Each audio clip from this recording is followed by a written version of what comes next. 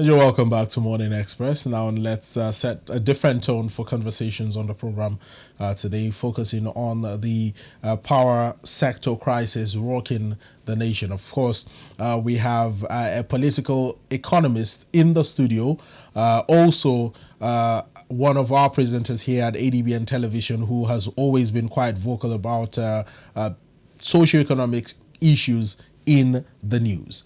Mr. Olamilekan Adefolarin, who is joining us right now to share his thoughts and lend his deep wealth of knowledge into this issue. Hello and a very good morning to you. Good morning, Chidoki. It's wonderful to have you join us in the studio. Exactly, so that we can also add advocacy, enlightenment, and trying to sensitize the public on what is really happening in the sector. All right, fantastic. I will come back to you in just a few moments. We are also being joined virtually by yet another guest online who will be speaking to us on the power grid crisis in the country, or the power crisis in the country, the issue of high tariffs, great failures, and of course a $10 billion solution proffered by the federal government, citing that it could help in mitigating all of this. Hello and a very good morning to you, sir. It's wonderful to have you join us virtually on the program. Well, I believe we're trying to establish connection. Hello and a very good morning to you. Can you hear me, sir? Good morning. I can hear you. How are you doing? Very well, thank you. It's wonderful to have you join us. First, let me get your take on the recent big story in the news, where the federal government is seeking a PPP of about $10 billion, citing that it will put an end to the power crisis in the country and ensure 24-hour electricity for every Nigerian. How do you react to this new development? Sorry, I missed part of the statement. Could you say it again? Well, I was asking about the new development where the federal government cited a PPP $10 billion investment into the power sector to ensure 24-hour power supply to every single Nigerian. How viable is this, and how would you react to the entire development in general? Well, this won't be the first time the federal government is sinking money into this kind of arrangement. Yes. You remember the $16 billion during the Obasanjo administration? We had an arrangement with the chairman of Germany under Buhari administration, and now this. In all, we have not seen any considerable improvement in the power supply. So we cannot go to bank with this or begin to jump and rejoice because this statement has been made. I think a lot of Nigerians will be skeptical about this pronouncement until they begin to see results. So I think in order to put smiles on the faces of Nigerians, we need to talk less and do more. We want to begin to see power in our houses and in our business places. This story may not excite a lot of Nigerians that much.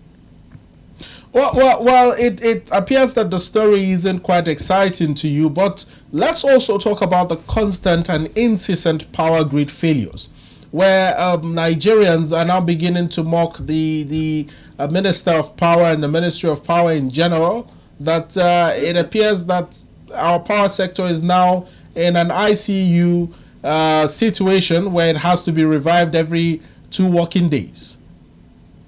Well, you see, how old is this grid? More than 50 years? And how often have we upgraded this grid to meet the exploding population of the country, the rapid urbanization that we are facing? And we have been mounting industrialization all this while without any significant upgrade to our power grid. When something gets old, it must definitely have issues. And that's what we are witnessing today. So I read a news item the other day where the federal government said they are going to overhaul the power grid and all of that. It's good to mention that. And it is also a bit frustrating to know that the federal government is only realizing that we need an overhaul of the system. Countries like Germany already have a robust grid system where people who use solar in their houses can send the excess of the power they generate to the general grid for other people who need it to use. We still don't have that in the country. We don't seem to have a clearly defined power plan in the country that we want to follow judiciously. Every administration will come up with something, but the hallmark of it is implementation. How do we implement? What is the plan upon which we are banking to make these announcements? That's the problem. So the grid is suffering from old age, and it is good that this government has identified that yes, it needs overhauling. All I want to ask of the government, and I think I speak for most Nigerians, is to please see to it that this upgrade or overhauling is done, and efficiently and effectively, as the case may be. All right, Mr. Agaba Wilson, thank you for setting the pace for the discussions on the program today. I will still come back to you in just a jiffy. Let me get your take in the studio here, Mr. Olamilekan. You have heard him. It's not really an exciting news that the federal government is seeking a PPP $10 billion investment. How is it rather exciting to you, or do you think it's not a viable solution? I think it's a mixed reaction from my side, in the sense that, okay, we are excited that the government is making an effort. We're also looking at the excitement in the sense that, or we are disappointed. We are excited on one hand, we are disappointed on the other hand, in the sense that, just like Agaba said, in the past, we have had this kind of arrangement that never works. And for me, where I will take it is this: $10 billion US. When will we get that money? When are we going to put that money into those projects? By the time $10 billion is realized, you come with another story that, okay, it is no more $10 billion that we needed. We need about $15 billion, because devaluation is happening on daily basis across Africa, across the world, based on currency devaluation. It's happening. You get it? So if the government say we need $10 billion today, I'm sure by the time they are set for that project, it will be 15. If they fail to meet up with 50, they will say it is 20. So it is always that disappointment that will come at the end of the day when government allow the priority to get things done. Although we appreciate them that they are coming out with an effort, an initiative that could help us address the problem. But timely, and failure to meet up with the timely factor of this kind of project will expand and expose them to other areas that they may not be able to capture. And that's why I'm saying that the 10 billion they're talking today, tomorrow don't be surprised they'll come with 15 billion. Next tomorrow they'll come with 20 billion. So that's where the challenge is. In 1999 to 2007, we spent $16 billion US, and we never get what we want. Now, when we spend $16 billion then, now you're not saying we need 10 billion to fix those power challenge. How sometimes it may not make sense to read critical economists that $16 billion US about 20 years ago, now you're not talking about 10 billion US. How? It doesn't match, because by that time we spent $16 billion. If $16 billion was spent about 2 decades ago, and somehow we still grapple with not just lack of 24-hour power supply, but constant power grid failure, which the minister has attributed to vandalism and lack of maintenance. Exactly. How are we certain that $10 billion with the difference in time from 20 years ago up until now, how are we sure that $10 billion will do the job that 16 billion didn't do 20 years ago? The issue is that even if we have the $10 billion US now in the hand of federal government, the challenge will be how that money will be judiciously spent. And because the challenge that we normally have in our procurement processes is quite alarming. And that's why you see that the recent report by EFCC, they are going to look into the contracting under transmission company of Nigeria, because they faulted the contracting of spare parts for those national grid equipment. They faulted when contractors deliver some of those particular material, and they also faulted the originality of those equipment. And that alone could also make this arrangement of the PPP, although it's going to be PPP, it's public-private partnership initiative. And we know what normally happens from the angle of the private sector. The private sector is always driven by maximization of profit. So the $10 billion, as it comes, as they invest it in that particular project, they may want to reap more. So at the end of the day, we have to look at it from a sense whereby there will be just for the money that will be spent, then the reflective tariff that they have been talking about. And the reason why the minister is always talking about, because this is not the first time he's talking about 10 billion needed to get our power line to be working. Yes. But he has always made reference that the energy sector in Nigeria, particularly electricity, is not competitive enough. and that's why you don't see people coming to invest. And ask yourself, what is that competitiveness they're talking about? It is the tariff money, the amount that are being paid for tariff that consumers are paying. But the consumer also always speak out and say, we are paying for what we are not consumed. So how do we now expect us to now have a competitive energy sector or electricity sector that will be competing with other countries that are giving their people 24-hour supply? Well, let's get Mr. Agaba's take as well on this. Mr. Adefolarin here just reiterated something that about 20 years ago, some 16 billion US dollars was earmarked for the purpose of what we are seeing right now, where $10 billion PPP is being suggested. If $16 billion couldn't do the job 20 years ago, how are we certain that $10 billion will carry out the execution? Exactly my worry. That's why I told you that I won't just start jumping up and jubilating for this news that they are peddling at the moment. I realized that $16 billion in dollars was worth more than what it would be today. And today we are talking about $10 billion as if something very different.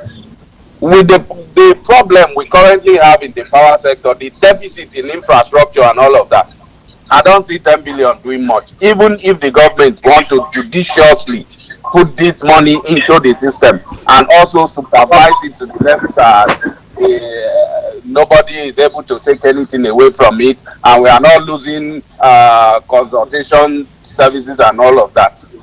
Well, TCN recently lamented the attack on Obajana transmission substation, which was also attributed to the incessant or the constant power grid collapse and all. The minister, on his part, that's Adebayo Adelabu, the Minister of Power, has also cited that vandalism is one of the many causes of the power grid collapses, thereby instituting a lot of nuisance to the power sector in the country. How do we tackle the issue of vandalism or attacks on our substations or power stations in the country to ensure that we don't continue to grapple with any of these issues? Well, in order to tackle this issue, we need to focus on the issue of crime generally.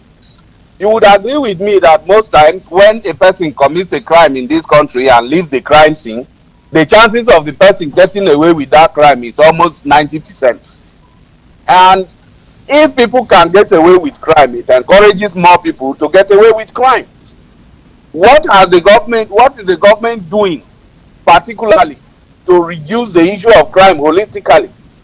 In other crimes, you will note that if you steal today or if you commit a crime today, it's only a matter of time you will be caught.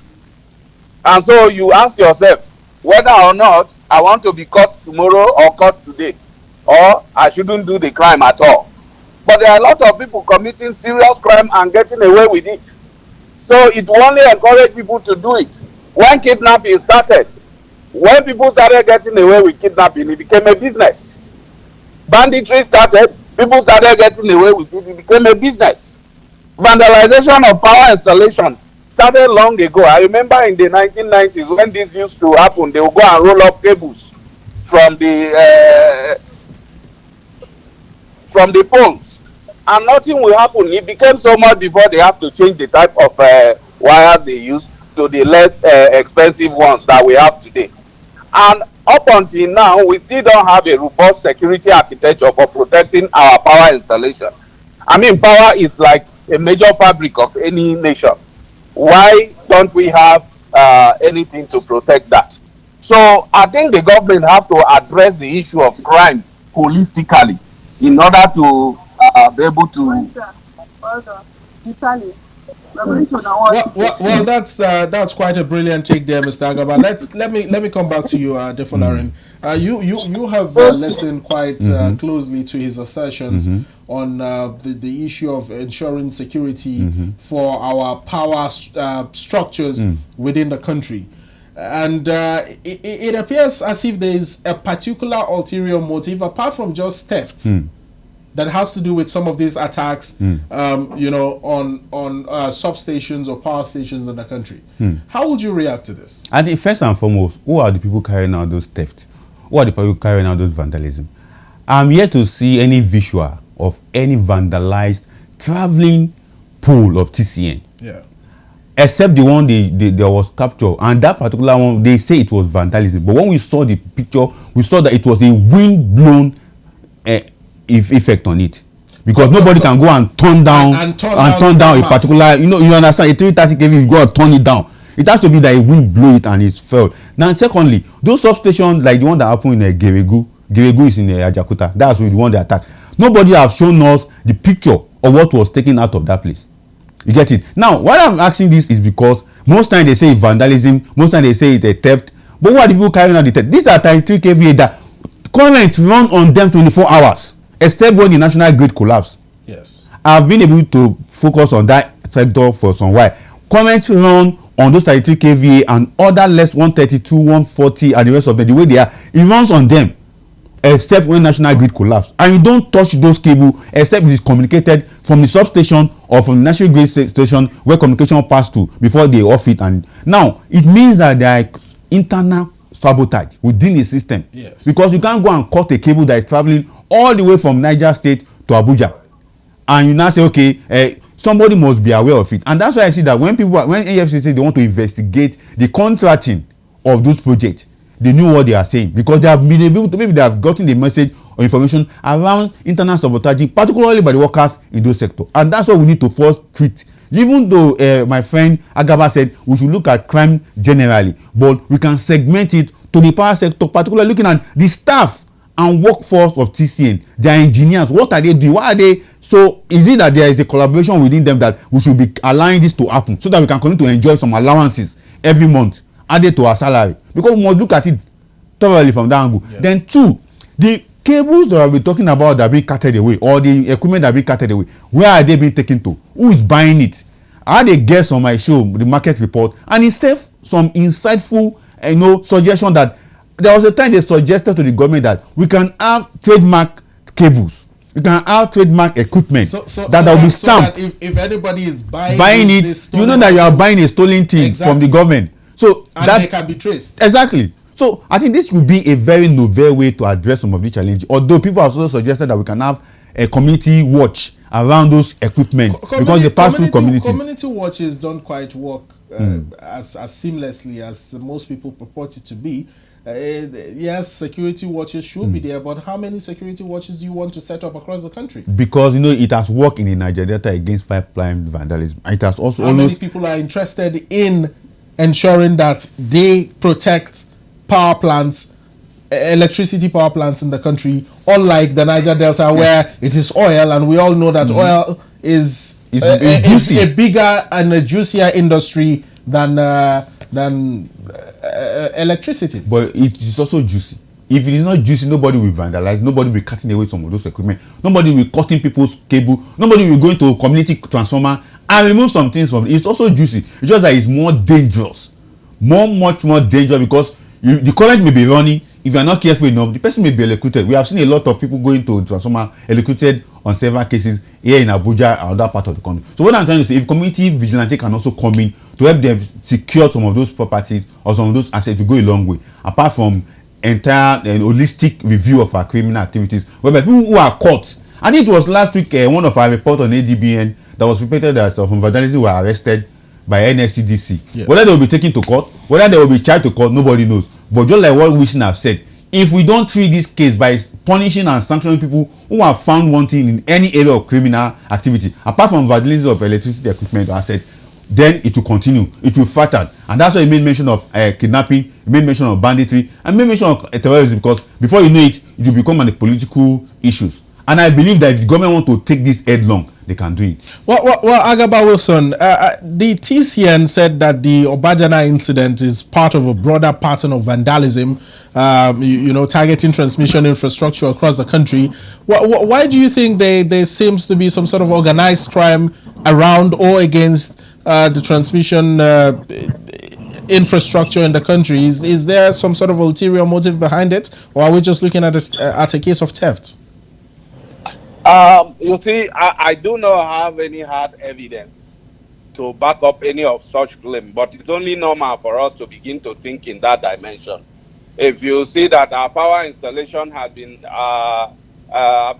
enjoying or suffering a lot of vandalism in the past few days, from the one in the north down to this Obajana, and also we don't know the one that will happen tomorrow. It looks like somebody is targeting our power infrastructure generally. Is it that somebody is trying to sabotage our economy, or somebody is trying to create a situation around the transmission company so that it can be privatized? And then some willing buyers will be out there, to buy it off us and then rip us off eventually, as it has been with even the distribution company. So all of these conspiracy theories are flying up and down. We don't have the facts to disprove them or refute them, but we also don't have the facts to back them up. We will rely on the government agencies to help us figure out all of this. And in addition to the security issue he mentioned, we are also forgetting that the essence of the civil defense is to protect installations such as this. Unfortunately, they have also ended up in the vehicles of VIPs. I'm going to go off for a bit. I'm at the military checkpoint. So I'm going to go silent for a bit. Yeah. Okay. While we wait for you to come back, let me also come back to you, Mr. Adefolarin. He was saying something about the Nigeria Civil Security and Civil Defense Corps being saddled with the responsibility of protecting government infrastructure within the country. However, sadly, we have seen them doing less of that and more of joining VIP's convoys around the country. Exactly, because they have been overwhelmed. The recruitment force, as we speak right now, is not up to 500,000, and the strength of the entire workforce of NSCDC, particularly, are found in the city centers. Meanwhile, most of our assets, valuable assets, are majorly spread around interior part of the country, like the electricity assets we are talking about. Apart from buildings in Secretariat, Eagle Square, and the rest of them are major cities, where we have major assets and interior part of the country. So that's where they're supposed to be stationed, but we don't find them there. And you also ask yourself, people who are working for NSCDs, some of them want to leave, they don't want to die, because they know the repercussion of going about managing such assets. So we must be able to conscientize ourselves in that regard, that the people who are even mandated through constitution to be manning and to be protecting this are not functioning as expected. Yes. So we expect maybe there should be a review of their functions and their functionality regarding protecting and managing our assets, national assets particularly, and that will go a long way. But as I earlier pointed out, the workforce is not up to the requirement that is needed. Their weapons, their equipment themselves, equipping them to manage this asset is also of little regard to what they are being mandated to handle. So we expect them to be the law that established them and the functionality of NSCDC to be reviewed. And again, attaching them to private individual is also against what they are created for. We have to say it. Because many people may think that, okay, they were also asked to be guiding VIP and the rest of them. No, civil defense is to protect national assets. You get it? So, and that should be their function, not to be guiding people up and down. Well, every now and then we hear of billions of naira being earmarked to the maintenance of substations in the country, power supply substations, and it appears as if somehow the entire maintenance budget or the entire power budget does not really capture security in that sense. Definitely it doesn't, but it captures repair, maintenance, changing of equipment, and the rest of them. Well, we continue to repair, we continue to change equipment, we continue to maintain, but we don't protect. Why are we not focusing on protection of this government infrastructure that will take away the load off the back of repairs, off the back of maintenance, off the back of replacement of vandalized items? Although the issue of vandalism, I could say maybe like 30-40 years ago, that's when it started. But in the initial arrangement, the act that established some of these agencies like TCN that was formerly before NEPA, the issue of vandalism was not as high as we normally see it. What we normally see as vandalism are community transformer being taken away or being vandalized, fuse being removed, and the rest of them. But now we are seeing that our major assets in electricity are now being vandalized. And I think, as you already pointed out, it now calls for a budget in terms of security of some of this equipment going forward. But on the other part, which is much more important, is that as a committee set up by the president notify the government that maintenance is the problem of some of these things. It's not just vandalism. Maintenance culture has been a major issue. Even when the minister was talking about the 10 billion needed from PPP, he made mention that the reason why they are not able to update some of the equipment was that because they lack money, which also lead to problem of absolute equipment collapsing or being destroyed. Yes. But the key point is that maintenance remains the number one challenge that is being faced in this sector. And if it's not maintained, even you as an human being, if you don't maintain your body, there will be a challenge. The same thing goes with asset, it goes with equipment, go with materials or machine that you have. So we can all agree that sometimes it's not just the vandalism that causes these, but the lack of maintenance. If the Minister of Power can come out and say that lack of maintenance is the cause for power grid collapses, should he not be held accountable for the lack of maintenance? He has been a minister for quite some time, and the period that he has been in power as, or in position as Minister of Power, should have been enough for him to carry out any maintenance exercise that the ministry should carry out in the entire country. It's been over a year. You are very correct. Now, for me, the national grid have collapsed 200 times in 10 years. Just 200 times in 10 years. That was national grid collapse issue was one of my major focus on market report recently. Okay. Now, in just this year alone, 24 times. Now, within that 24 times it happened, when Mr. Adefolarin took over as minister, I asked a question. I said, did this man go through the pages of document that prepared him for this particular work? In the sense that, did he go through the work or what has happened in those national grid in the past to know where his focus will be? And I have to say it on national TV. The focus of that man, of the current minister, has always been on reflective tariff.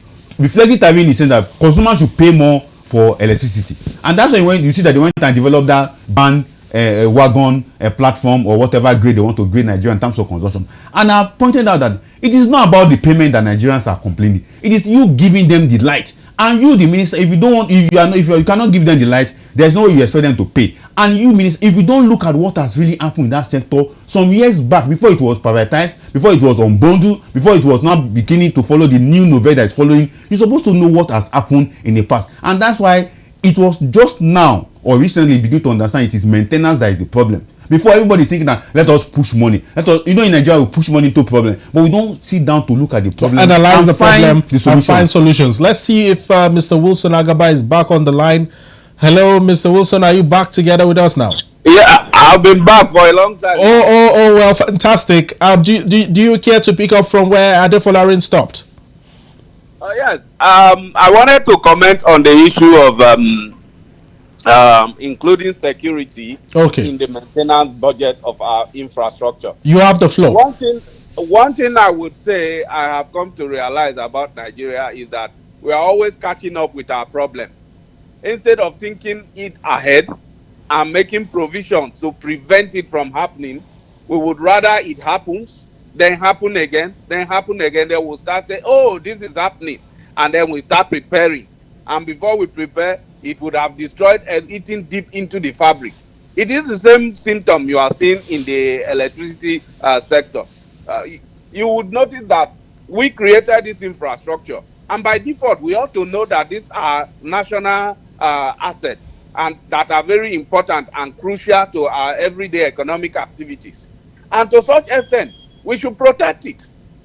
You know, you can imagine when countries are at war, they target power installation to take them out. So if your enemies can target your power installation to take them out, shouldn't you make arrangement to protect it? I mean, fortify it against all such things? We don't have that. These are the ineffectiveness and inefficiency in the Nigerian system. Also, most times, when these monies are allocated for the maintenance of this infrastructure, there is so much inefficiency in our procurement system. 30% of that money goes as the profits to the contractor first, and then they are going to pay some consultants, and then the consultant has another consultant, and then there's a committee that was set up for the procurement, and then there's this, and at the end of the day, you notice that only a small percentage of that budget goes into the procurement and maintenance itself. So some of these inefficiencies have to be removed from the system if we want to make any progress. And above all, we need to have a proper plan power improvement plan over a long period of time, because it's not something you can fix in a year or fix in a day. I also want to touch on the question about this minister is what he ought to have done. Okay.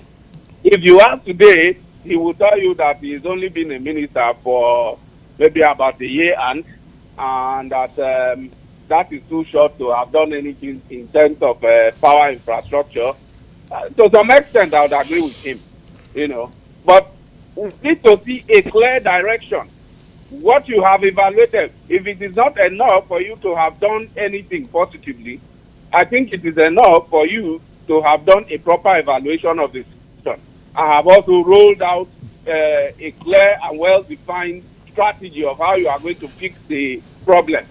We are not seeing that. We are seeing people coming out to issue statements when there is vandalization of our infrastructures.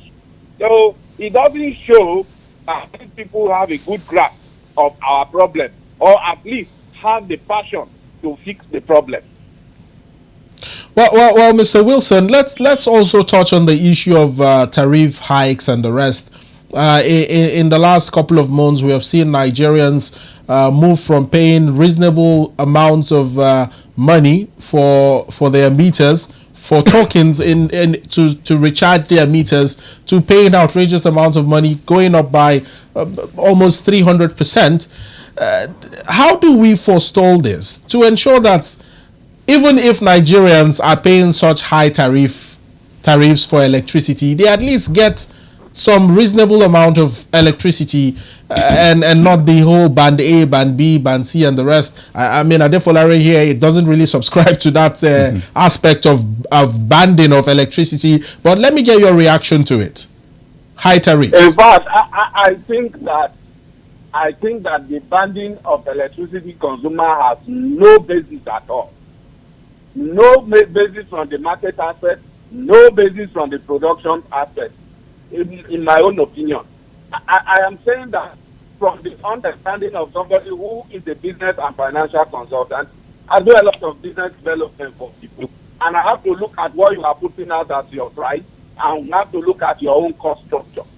Why are you banding Nigerians? Why are we categorized into different bands so that we charge some people higher and charge some people less? How is electricity consumed? If you provide 20 hours electricity to a particular area, those people can still buy at the same rate as I am buying in the place where you are providing me for 1 hour. What will be the difference? He has 20 hours electricity, he will use more electricity, consume more units. So he's paying you more. If I have 1 hour, I use 1 hour electricity, and I consume less, and I pay less. What's the essence of that?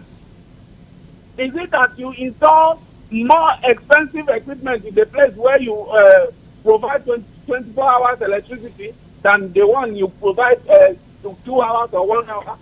I believe the highest number of hours that the TCN provides or discos give out to bands is band A, which gets about 20 hours of electricity, and most people who are on the band A side have in recent times complained and decried the exorbitant amount of money, the high rates that they have to pay to be able to have access to electricity. And now it's almost like they're between the devil and the Red Sea, where they can't really afford fuel to put in their generators to run their business or power their homes because of the ever increasing high cost of fuel pump price.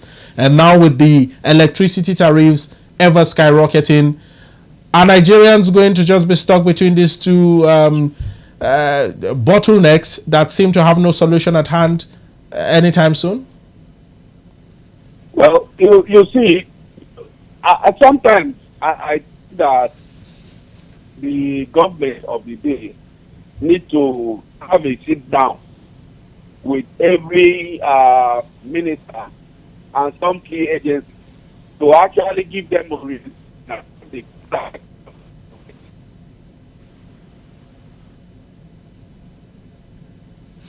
Well, I believe we are having a little bit of a connection problem there with Mr. Wilson. But can you hear me, Wilson? Mr. Wilson, just carry on with your point.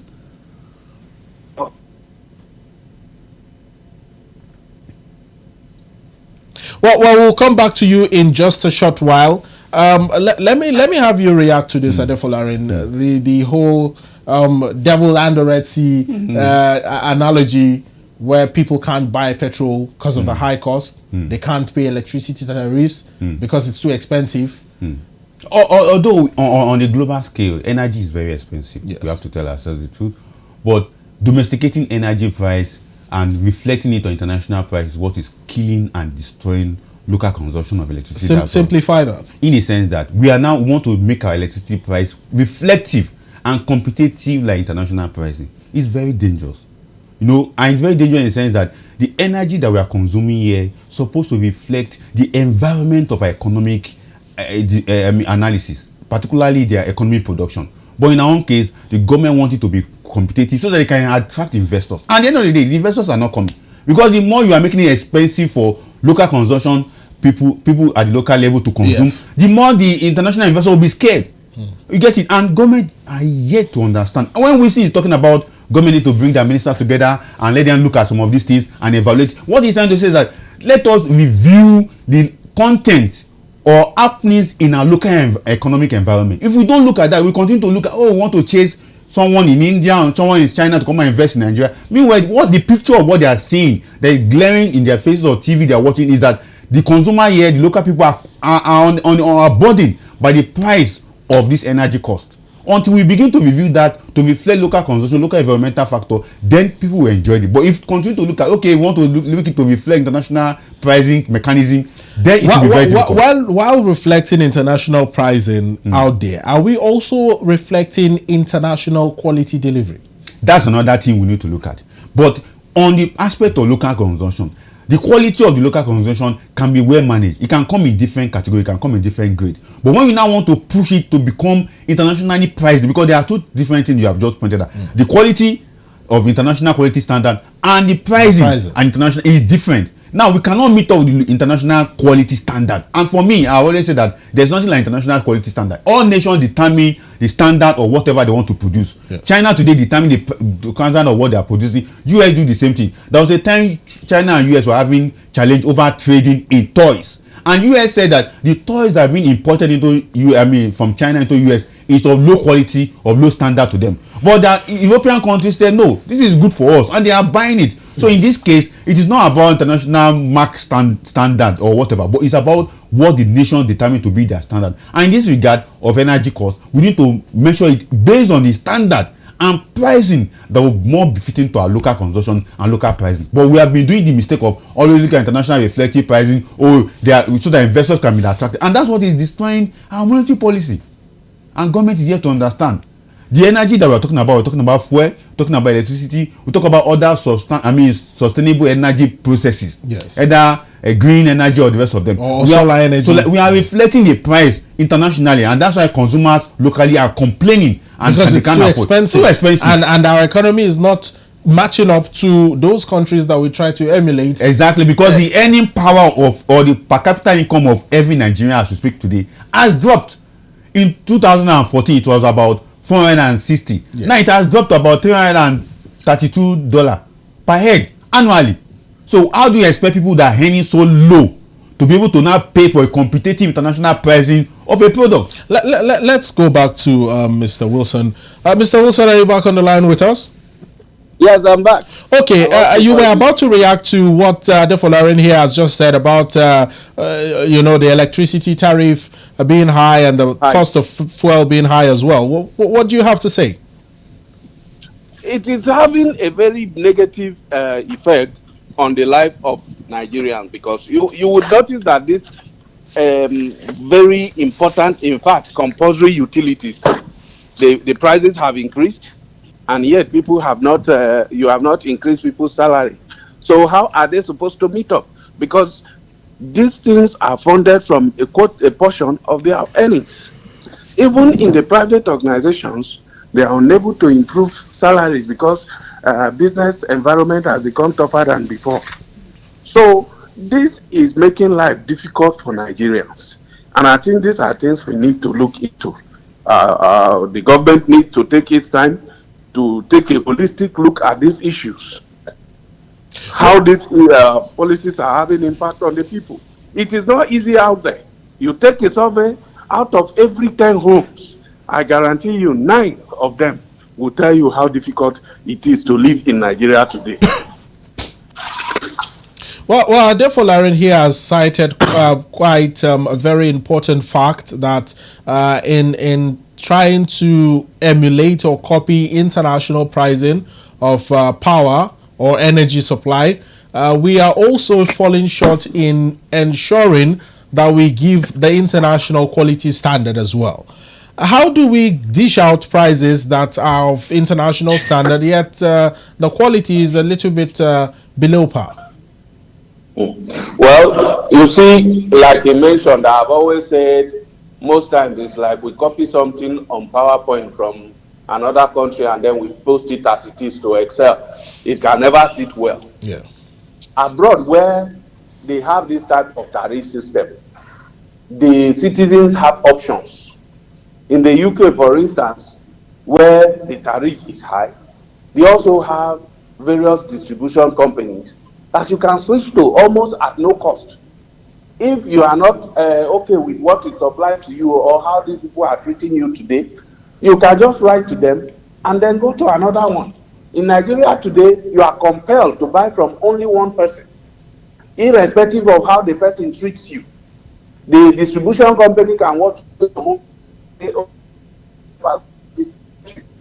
and then you have nobody to run to. Before your case can be handled, you have to write to them first, then wait 15 days. Then you write to NEC Forum. Then NEC Forum meets every three months. Then in their next meeting, they invite you. So you can see how long it takes to resolve issues.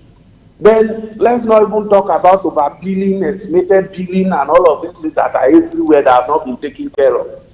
We talked about the meter asset program, where people are supposed to pay for meter because the distribution companies say they don't have money to meter homes. You are supposed to pay for meter and you are supposed to be reimbursed in units. Today you pay for meter, the meter is the asset of the distribution company and nobody reimburses you in units. Communities today are buying transformers and still paying the distribution companies to come and install the transformer, and afterwards the transformer becomes the property of the distribution company without paying back to the people who raise it. So you see, the system is unable to regulate the market. There is a pure lack of institutional integrity, which we need to strengthen in order for us to begin to think like these people. The people we are copying from have institutions who are well built and giving the enabling ground to regulate the providers of these services. Here, we don't have institutions capable of regulating these people. Our regulatory framework is very weak, and yet we want to behave like those people there. We shouldn't just copy one portion of what they are doing. We should copy everything. We should have the government creating opportunity for citizens to have alternatives in solving their power problem. We don't even have any solar program where maybe government workers are able to buy solar power system and pay by installment, so that they can, for small homes that are using maybe very little appliances like television, fans, and maybe bulb, they can get off the grid, at least in the afternoon. Why the bigger companies can have access to the much power to power their factories and all of that. We don't have all this robust program in place, so we will just go copy one aspect and leave the other supporting aspect that makes it functional in that society. And then at the end of the day, what do we have? We have the masses suffering the outcome. I think that the government needs to put head together, get the best brain they can, to sit down and say, what is our current problem? Where do we want to go? Where are we now? What are the constraints? And what are the resources? Then you find a way to work around all of these to get to your objective function. So it is not something that we should continue to do trial and error. We should sit down, articulate our strategies, simulate it before we always come out. But all I can say is that over the years, we have always had this type of steps in the sector as critical as the power. Mr. Agaba Wilson Agaba, I must thank you so much for finding the time out of your busy schedule to come on the program and lending your thoughts. It's been a very engaging conversation. Thank you very much for having me. Thank you. Well, that has been Agaba Wilson Agaba, business, financial consultant, and public affairs analyst, speaking with us here virtually in the studio. Let me come back to you, Adefolarin. We have just about 5 minutes to wrap up the conversation. One thing that we didn't really touch on, or we haven't touched on, is the issue of vandalism by consumers themselves. What am I talking about? Meter bypass. Exactly. It's quite very, very dangerous. So no, we know it as illegal. It is very, very illegal to bypass. They call it bypass. Bypass. Whereby you have already been fixed with meter, but you don't use it, you now bypass that meter. And then get electricity direct. That you don't pay for. Then it's quite dangerous, and it impacts negatively on the margin of the business people who own those companies.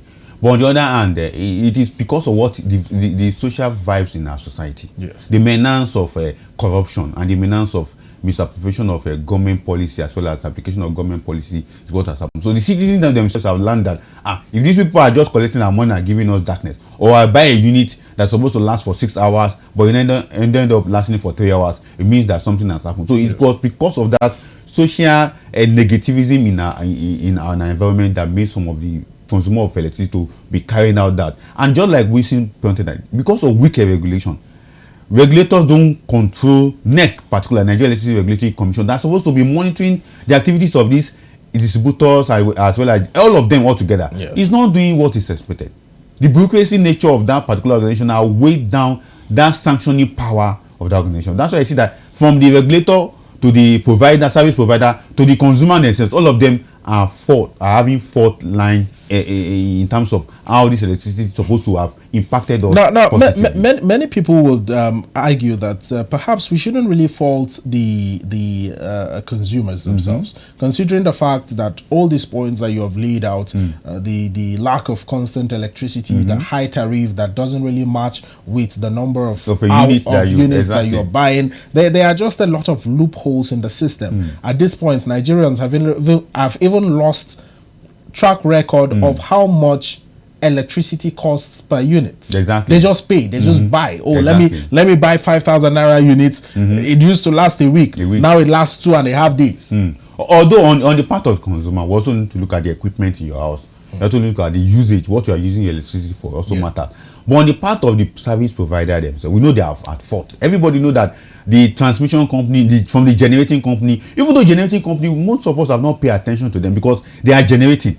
As I speak right now, the total energy generating capacity of Nigeria is 13,500 megawatts. But the evacuation of that 13,000 is where the problem is. That's why you see that we are now also selling those electricity to neighboring countries like Togo, like Benin, like Chad, Mali, and the rest of them. Because the transmission that will now transmit or evacuate that power doesn't have a necessary equipment to evacuate and distribute it. And that's why I see that they are talking about national grid collapsing, even though we have made mention that it is because of lack of maintenance. Now, when they now the HTC now evacuate those power, now the bulk purchasing company, which is another company that will manage the bulk of those electricity, the discos that are supposed to come and buy are not buying enough. Now, when they buy the one they can buy based on the money they have generated, they now distribute it by a portion. That's why you see that there's a particular terminology they call it rationing of electricity, whereby an area that they know that they can generate their money through the marketing, they give them. That was what gave back to the idea of band A, band B, because they have discovered the band A areas are much of elite residency area or businesses and industrialization area. Yes. Meanwhile, the band B, band C, and the rest of them, they are giving 6 hours, 10 hours. They discovered that these are the people that maybe they call them the Mekunu in a literary word. The poor and the masses, yet they may not be paying for electricity, maybe bypassing the electricity channel and the rest of them, and that's why they put them in that category. But the bottom line still remains that as long as we are not making use of the entire 13,500 generated megawatts that we are generating, there will be a challenge. And for this year alone, there have been a little bit improvement of about 5,500 megawatts generated per day. But the major bulk of is that we don't have the power, the asset to equip, to take them out of the power generating company into transmission, then from transmission to distribution has been a challenge. To the consumers. Exactly. Well, Adefolarin, it's been quite engaging with you. Always a pleasure to have you on Morning Express. Thanks. There's never a dull moment with you. At all. Thank you so much. It's a pleasure. Well, that is all time would permit us to take on this particular segment of Morning Express.